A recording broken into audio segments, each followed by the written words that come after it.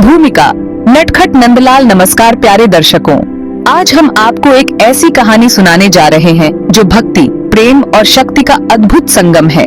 ये कहानी है हमारे प्यारे कान्हा की, जिन्हें हम सब नटखट नंदलाल के नाम से जानते हैं। कान्हा का जन्म मथुरा नगरी में हुआ था, लेकिन उनका बचपन गोकुल और वृंदावन की गलियों में बीता।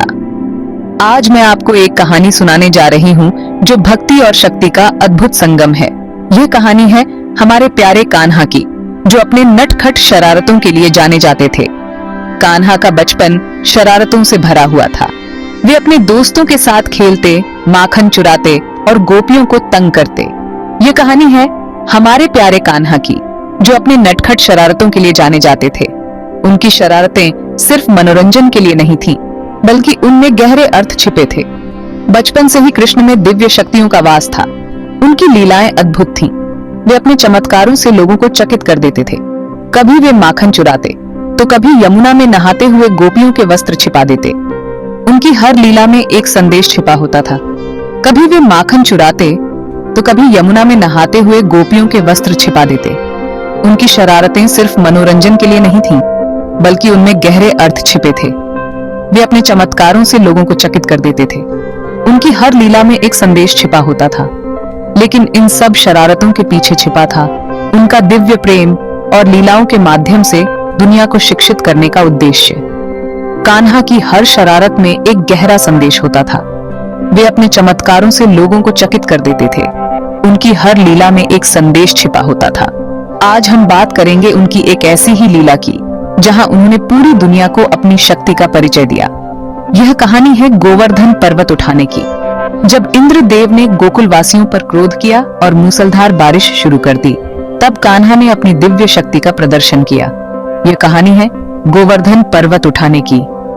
कान्हा ने अपनी छोटी उंगली पर गोवर्धन पर्वत उठाकर गोकुल वासियों को बारिश से बचाया। यह लीला हमें सिखाती है कि सच्ची भक्ति और प्रेम से बड़ी विपत्ति का सामना किया जा सकता है। तो चलिए इस अद्भुत कहानी के माध्यम से कान्हा की दिव्यता और उनकी लीलाओं का आनंद लेते हैं। इंद्र का गुस्सा और देवराज का घमंड, ये दो भावनाएं अक्सर देवताओं के बीच भी देखने को मिलती हैं। वृंदावन में इंद्रदेव की पूजा बड़े ही धूमधाम से होती थी। हर साल गांव के लोग इंद्रदेव की कृपा पाने के लिए भव्य उत्सव मनाते थे। हर साल गोकुलवासी इंद्रदेव को खुश करने के लिए यज्ञ करते थे।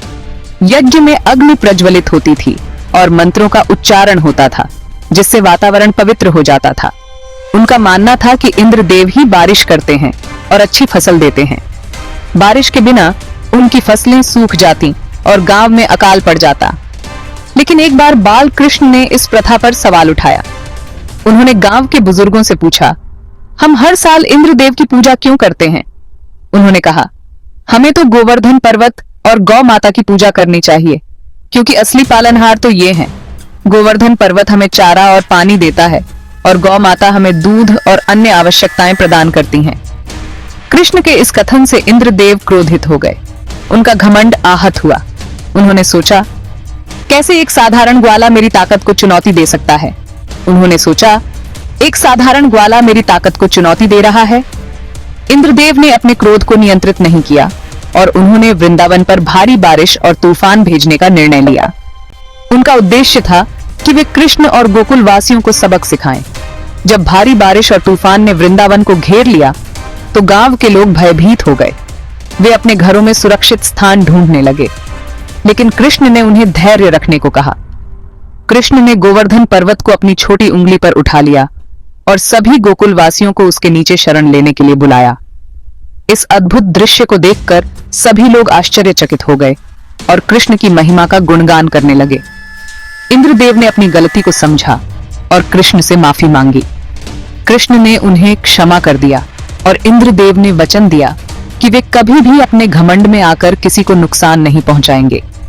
इस प्रकार इंद्रदेव का क्रोध और देवराज का अभिमान समाप्त हुआ और वृंदावन में फिर से शांति और खुशहाली लौट आई। गोवर्धन पूजा का प्रस्ताव नंदलाल ने गोकुल वासियों को समझाया कि हमें प्रकृति की पूजा करनी चाहिए, जो हमें जीवन देती है।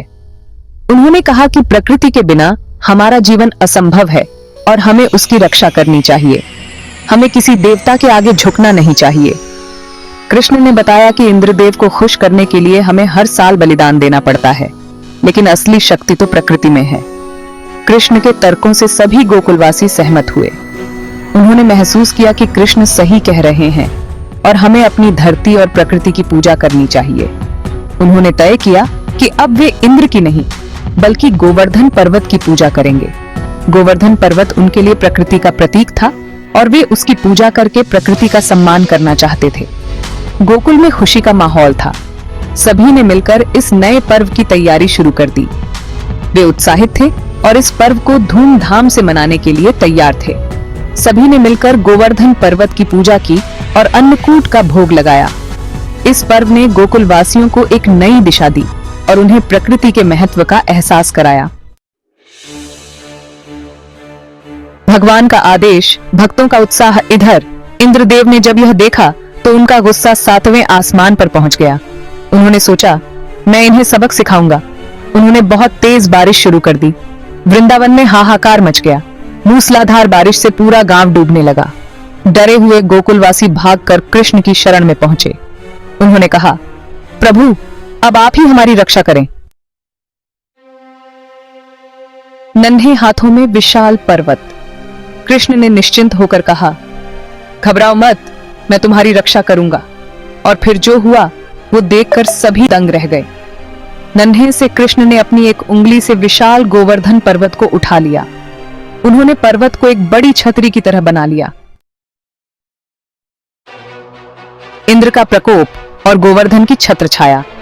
सभी गोकुलवासी और उनकी गायें उस पर्वत के नीचे आ गए। 7 दिन और 7 रात तक लगातार बारिश होती रही, लेकिन गोवर्धन पर्वत के नीचे सब सुरक्षित थे। इंद्रदेव अपनी पूरी ताकत लगा चुके थे, लेकिन कुछ नहीं कर पाए। उनकी हार तय थी। अंत में थक हारकर उन्होंने बारिश रोक दी। देवराज की हार, गोपाल की जीत। जब बारिश रुकी तो कृष्ण ने धीरे से गोवर्धन पर्वत को नीचे रख दिया। इंद्रदेव को अपनी गलती का एहसास हुआ। वे कृष्ण के पास आए और माफी मांगी। उन्होंने कहा, हे प्रभु, मुझे क्षमा करें, मैं अपने घमंड में अंधा हो गया था। गोवर्धन लीला का महत्व। कृष्ण ने उन्हें माफ कर दिया। इस घटना ने सभी को दिखा दिया कि सच्ची भक्ति और विश्वास ही सबसे बड़ी ताकत है। तभी से गोवर्धन पूजा का त्योहार बड़ी धूमधाम से मनाया जाता है। सीख, प्रभु की शरण में ही रक्षा है। प्यारे दर्शकों, कृष्ण की यह लीला हमें सिखाती है कि हमें कभी भी घमंड नहीं करना चाहिए। सच्ची ताकत प्रेम और दया में है। हमें हमेशा प्रकृति का सम्मान करना चाहिए और जरूरतमंदों की मदद करनी चाहिए। याद रखें, जब तक प्रभु हमारे साथ हैं, हमें किसी भी